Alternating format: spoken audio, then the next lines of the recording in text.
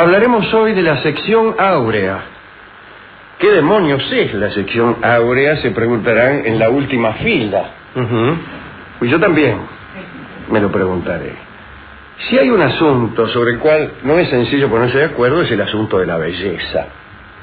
El pensamiento más sencillo, más corriente, tiende a sostener que las cuestiones estéticas son, después de todo, cuestiones de orden subjetivo y que sobre gustos no hay nada escrito, etcétera. Yo creo que eso es mentira. Yo he confesado 1000 veces que en mi casa no tengo otra clase de libros que no sean libros sobre gustos.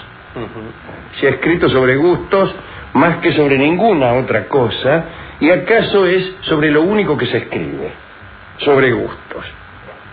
Pero como quiera que sea, el pensamiento vulgar tiende a suponer, por soberbia, por comodidad, por insujeción a instancias superiores, que bello es lo que a uno le parece que es bello. ¿Qué es algo hermoso? Es lo que a mí me gusta, dice un señor antes de subir al taxi. ¿Acaso en otros tiempos la cosa fue diferente? Hubo épocas que alcanzaron incluso a medir la belleza. Quiero decir que alcanzaron a someterla a unas pautas muy rígidas. Curiosamente, la época griega, que no era muy fecunda en precisiones, como usted sabrá, tenía sin embargo unas nociones muy exactas, o al menos muy minuciosas sobre la belleza. Es una especie de contradicción sería todavía mejor, porque suele decirse, y es verdad, que el pensamiento de nuestros tiempos tiende a la medición, a los escalafones, a la exactitud, mientras que el mundo griego, como todo el mundo de la antigüedad clásica, prescindía de las mediciones y de los escalafones. Nadie sabe, por ejemplo, cuánto medía Alejandro de Macedonia, y ahora todo el mundo sabe cuánto pesan los jugadores de fútbol, las distancias exactas entre el hombro de fulano y el omóplato de mengano, etc. Bien, para los griegos la belleza no era una cuestión subjetiva.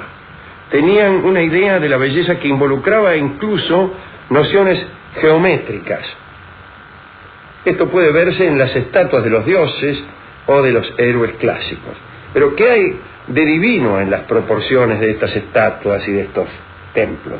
Bueno, los griegos habían concebido matemáticamente cuál era el punto óptimo para dividir una línea, y en ese punto también les resultaba conveniente dividir a sus estatuas, a sus templos, a sus objetos bellos de toda índole. Por ejemplo, la figura humana la construían de un modo tal que el ombligo dividía el largo del cuerpo precisamente en un punto que era el punto óptimo. No es que vos le ponías el ombligo en cualquier parte, y tampoco es que vos te fijabas dónde tenía el ombligo un tipo y ahí se lo ponías a la estatua. No. Empezabas a suponer que había un lugar óptimo para poner el ombligo. ¿Y cuál era ese punto? Bueno, vamos a ver. Desde luego no era la mitad. El lugar donde cortar, el punto óptimo, el lugar ideal para poner el centro, no era la mitad. El punto donde le ponían al ombligo en las estatuas estaba medido de un modo que ahora les vamos a decir. Ustedes han oído hablar de Euclides, ¿no? Euclides vivió en Alejandría y enseñó en Alejandría. Era griego, desde luego Alejandría queda en Egipto, pero es una fundación de Alejandro de Macedonia y representaba entonces la cultura griega, ¿no? Todos los Ptolomeos eran griegos y Cleopatra era también griega de estirpe y de pensamiento. Y Euclides un día dijo, seguramente después de decir algunas otras cosas y antes de seguir diciendo otras, no es que solamente dijo esto en el día, dijo esto: la proporción más armoniosa para una línea dividida se presenta cuando la razón entre el total de la línea y la parte mayor de la misma es igual a la razón entre la parte mayor y la parte menor. Atención. La totalidad es al punto de división como la parte mayor es a la parte menor. No está fácil. Pero ¿cómo se hace esto? A ojito. Sería. Pero pongamos atención. A es a B como B es a C, siendo A el total, B la parte mayor y C la parte menor. O sea que A es la distancia que hay de los pies a la cabeza. Se ríen los que no entienden. Razón matemática. Exactamente. El A sería la distancia que hay entre los pies y la cabeza. B sería la parte mayor. Supongamos que lo corta en el ombligo. Entonces B sería la parte que va desde los pies al ombligo. Y la parte menor sería C, la parte que va del ombligo hasta el marote, lo que sea. Si vos dividías una estatua ahí, en ese punto, los griegos creían que producía una sensación de perfección que no se lograba si la dividías en otro punto. Por otra parte, el finado Pitágoras ya había señalado para cada uno de los números, no ya una proporción de belleza, sino una especie de simbología también precisa y minuciosa y acuñada. El 1 significaba desde luego la unidad, era un punto. El 2 era una línea porque eran 2 puntos, pero también una hembra, dado que una línea puede dividirse, al igual que la mujer en el momento del parto. Y 3 era el macho y la unión entre el macho y la hembra, que era el 5, el 2 más 3. Y así, luego. Así hasta el fastidio. Estaban también los números simpáticos, que eran aquellos que tenían muchos divisores o que compartían los mismos divisores. Bueno, estas cosas. También cuando querían hablar de esta proporción que hemos citado en términos matemáticos, se encontraban con una gran dificultad porque los griegos no tenían los números decimales. Eso vino muchos siglos después. Los griegos conocían el número pi, pero no lo llamaban 3, 14, 16, etcétera, sino que le decían 22 sobre 7. Esto era un poco más impreciso, no sé si más impreciso. En fin, ya discutiremos. Ellos lo decían así. Decían que esta proporción era 1 más raíz cuadrada de 5 sobre 2. Y que siendo la parte mayor la unidad, el número que se obtenía de 1 más raíz cuadrada de 5 sobre 2 te daba el todo. No es sencillo, pero bueno, esto sería, nosotros hemos sacado la cuenta. 1.618034 y la parte mayor sería 1. O sea que para hacerlo más redondo, hay que poner el ombligo cerca del 62% de la longitud total de la estatua. Hay que cortar la línea en el 62%, porque 100 es a 62, como 62 es a 38. Y así lo hacían los griegos. No solo en las estatuas. El Partenón, por ejemplo, es aproximadamente el 62% de la longitud de la base, el alto, es el 62% de la longitud de la base. Y en las estatuas, no solo el ombligo está ubicado en el 62% de la recta que va de los pies a la cabeza, sino que los ojos están al 62% de la distancia entre el extremo inferior, entre la pera, y el extremo superior del marote, de la cabeza. Y en los muslos también. Bueno, nadie esculpía ni construía sin pensar en esto. Fuera de esa medida, Platón, por ejemplo, amaba esta idea de la sección áurea, aunque no lo decía en estos términos, pero decía que el mundo de las ideas representaba algo así como el 62% de lo que existía, mientras que el mundo visible constituía el 38%. En las artes dramáticas, el héroe llega al momento crucial de la historia allá por el 62% de la obra. Fácil es reconocer esto en este programa. Podríamos decir que un poquito después de la mitad está lo mejor. Pero en las obras de teatro también es así. En el momento previo al comienzo del desenlace es donde la obra tiene mayor interés, cuando el nudo parece imposible de desatar, cuando la situación parece imposible de resolver. Allí donde uno se pregunta, ¿y ahora qué va a pasar? Bueno, el autor astuto pone ese momento en el 62% del tiempo de la duración de la obra. Pensemos en una historia de amor entre dos personas cualesquiera. Por ejemplo, A ama a B, pero la familia de A odia a la familia de B. Entonces, imagínense, A y B se entrevistan en secreto hasta que la familia de B se entera de que A, bueno, tiene trato venéreo con B. Entonces el señor B, el viejo B, el padre de B, ¿no? Sí. Resuelve ir al encuentro de A para darle muerte, y A estaba esperando la llegada del padre de B y teme por su vida. Bueno, ahí está el 62%, en ese momento.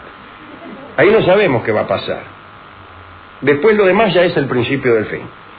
Pueden ocurrir muchas cosas. Que el padre de B equivoque el camino, que estén esperándolo los amigos de A y que lo liquiden al padre de B, que es lo que me está gustando más. Porque ya me está cayendo mal ese viejo B. Y también puede ocurrir que se vaya, que A se vaya con C, que nunca falta, ¿no? Siempre hay un tercero en discordia. Bueno, en ese momento que lo digo, uno se pregunta, ¿y ahora qué va a pasar con el pobre tipo? Y ahí está el 62%.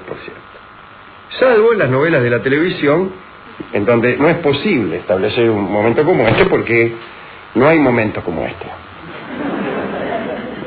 Como hay que sostener la historia cada día, entonces no hay 62%, tampoco se sabe cómo va a terminar, ni cuándo va a terminar. Bueno, entonces las cosas suceden en cualquier parte o nunca. En la naturaleza se decía que los dientes y las garras de los animales también tenían, no digamos una proporción áurea, sino que también iban siguiendo una línea preestablecida, una especie de espiral, que también llamaban espiral áurea. El oído tiene esa forma, y todo esto tiene que ver con la idea del orden clásico. Son ideas clásicas. Después viene el romanticismo, que es otra cosa. Por ahí uno es clásico hasta que se da vuelta y se hace romántico. Se vuelve dionisíaco. Huye de Apolo y se hace amigo de Dioniso. Y entonces ya no hay ni 62% ni nada. Es otra clase de arte. Es un arte pasional, en donde las cosas ocurren muy vecinas al capricho del artista y del creador. Y el creador está tan involucrado con su obra que no tiene tiempo de pensar en el 62%, y ahí transgredir es casi un deber. En el arte romántico hay que poner el punto culminante en cualquier parte, menos probablemente allí donde está el 62%. Claro, pues se lo vuelve clásico. Claro. Bueno, qué sé yo. Ya que está usted aquí, Rolón, y que puede darle un perfil psicológico a alguna de mis obsesiones, tengo un espectador clásico dentro de mí y un creador romántico. Desde luego, el espectador clásico no gusta de lo que el creador romántico acuña. No acuña en el sentido de apellido. Sí, yo me llamo Dolina, encantado. Mucho gusto. ¿Qué dice Acuña? ¿Cómo le va, Manucho? Y entonces digo, el destino de toda obra es el desaliento, el canasto de los papeles u otros programas hechos por otras personas. Yo me paso escribiendo cosas que luego rechazo, porque soy clásico para leer y romántico para escribir. Bueno, usted podría decir que si yo tengo un espectador clásico, un creador romántico, me haría falta conseguir un empresario pequeño burgués. Y todo estaría resuelto, pero bueno. Digo, uno tiene la tentación, cuando escribe, poner todo allí donde va, no solamente en su obra artística, sino también en su vida. Para algo uno está loco. Entonces uno va a una fiesta, elige una mina y decide acorralarla allí donde la hora indique que estamos en el 62% de la duración total de la fiesta. Digamos, si la fiesta dura 5 horas, a las 3 horas y 10 minutos después de haber empezado la fiesta. Allí es donde usted se dirige a una dama y trata de seducirla. Si empieza la fiesta a las 12, a las 3 y 10, usted se acerca a la mina y ¡zam! Es un momento breve ese, pero decisivo, porque de ese resultado depende la siguiente hora 50 que usted le queda para disfrutar, ¿no? En la comida, por ejemplo. Cuando usted ha comido el 61% de la comida y está comiendo el 62%, por ejemplo, tiene 100 ravioles en el plato y se está comiendo el raviol número 62, ese es el punto donde más disfruta, porque todavía tiene un poco de hambre. Lo que come después ya es vicio. Lo mismo podría decirse de otras actividades, que son vicios. Con respecto al episodio anterior, digo, encarar a una dama 3 horas y 10 minutos después de empezar una fiesta, podría suceder que la dama te dijera que no. Y entonces ya resulta que ese no sería el 62% de la fiesta, sino el 100% de la fiesta. Porque a lo mejor usted tiene tan poca tolerancia ante el rechazo que ante el no de una dama se va de la fiesta. Puede ser que uno resuelva encarar otras minas. Claro, estableciendo ese momento de rechazo como punto cero, sí, pero volviendo a dividir. Esto ya no es apolíneo. Claro. Esto es ya como ponerle 2 ombligos a una estatua. Es decir, eso es vicio, ¿no?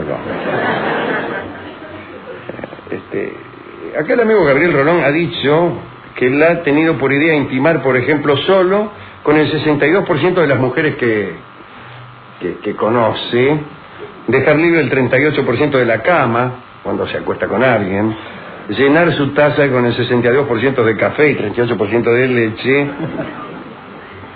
ser fiel el 38% del tiempo, entregar solo el 62% de su corazón. Es decir, no ha entendido absolutamente nada. Me confundí de aquello de lo que se estaba hablando. Pero hay que ver si la vida respeta esta proporción. Habría que averiguar si la divinidad misma, si el arquitecto celeste es apolíneo o si es dionisíaco, si es clásico o romántico. Es una linda pregunta, ¿eh? Saber si Dios es clásico o romántico. Si fuera clásico, lo mejor de nuestra vida estará en el 62%. Pero tengo para mí que el autor del universo no es para nada clásico. Fíjese esto que hemos dicho tantas veces, como difiere el orden artístico y el orden natural. Aún en las obras románticas, un libro, una pieza teatral termina con todos los cabos anudados, con todas las cuentas pagas, con todos los hechos explicados, se explica por qué la muchacha dejó al héroe en el 3er capítulo, se consuma la venganza del héroe para con el vecino delator, el villano paga sus culpas en la cárcel de Alcatraz, el barco que zarpa o llega o naufraga, el moribundo antes de morir dice unas últimas palabras, condena a los que lo traicionaron, bendice a los que lo ayudaron. Bueno, esto es en las obras teatrales, y hasta que no se ata el último cabo los espectadores no se van. Pero en la vida no sucede así. Uno se muere sin terminar de cumplir sus venganzas, sin terminar de pagar los créditos, sin bendecir a quienes lo han ayudado y maldecir a los que lo traicionaron. Los sinvergüenzas quedan impunes. Bueno, la vida es muy desordenada. El universo es un lugar muy desordenado y los ladrillos que se caen al suelo no se rompen en el 62%, sino que se rompen de cualquier manera, generalmente ridícula, ¿no? Este problema, quise decir, y sin embargo dije este programa. Entonces dejemos este programa. Digo, este programa tiene un ombligo, casi siempre. Pero tendrá ombligo hoy. No estaremos ahora en el mejor momento.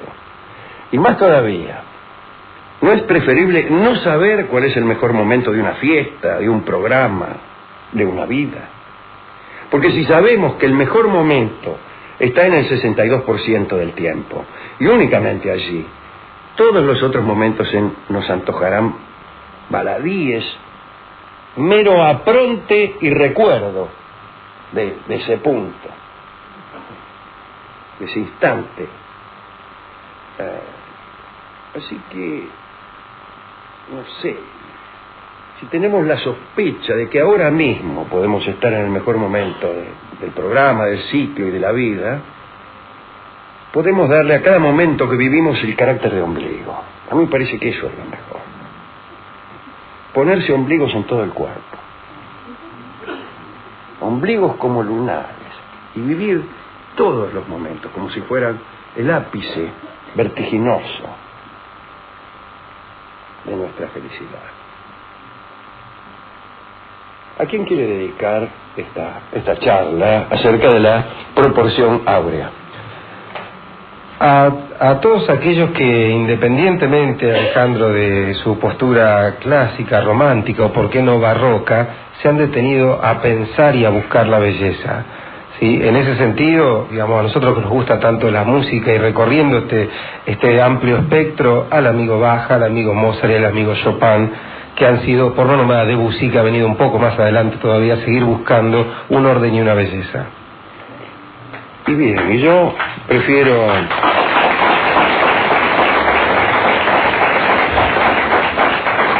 dedicarlo a aquellos que consideran cada momento el corte óptimo de su vida. Aquellos que creen que el 62% es siempre. Así que aprovecho para convidarlos a vivir este momento de ahora, que es seguramente el mejor que hayamos vivido nunca. Y para amueblar esta humilde charla, y para enfatizar esta última dedicatoria, voy a confesarlo, he elegido el tango que se llama Quedémonos aquí en este momento. Sí, me parece un poco erróneo, porque decidir que el momento que uno vive es el mejor no significa quedarse en él, sino justamente ir trasladándolo. Sin embargo, me atrevo a recordar aquí, como postdata, a Fausto.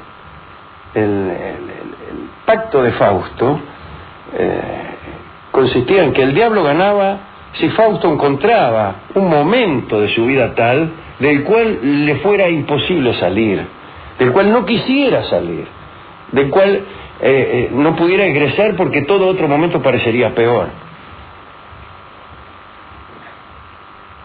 Quedémonos aquí, se llama este tango que ilustra el pacto de Fausto, pero también la posibilidad de encontrar la proporción áurea todos los días. Lo toca su autor. No, creo que lo toca Carlitos García, sí. Sí, en un disco que tiene obras de Héctor Stamponi, pero donde Quedémonos aquí está tocado por otro amigo de este programa y de este que habla, que es don Carlitos García. Adelante.